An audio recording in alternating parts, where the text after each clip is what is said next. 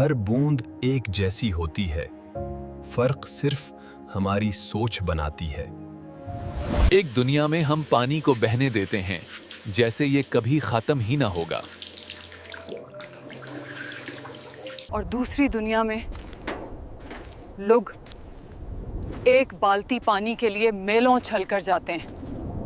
हम जरूरत से ज्यादा इस्तेमाल करते हैं, हजारों लीटर यूं ही जाया कर देते हैं। वहाँ बच्चे खड़े होते हैं खाली कोनों पर और जंवर एक बूंद के लिए तड़पते हैं। जो बूंद हम ज़या कर देते हैं वो किसी की जिंदगी बचा सकती है। मगर तब्दीली छोटी सी कोशिश से शुरू होती है। जब हम पानी बचाते हैं तो उम्मीद को जिंदा रखते हैं। आओ दोनों दुनियाओं को एक करें, हर बूंद को कीमती समझकर।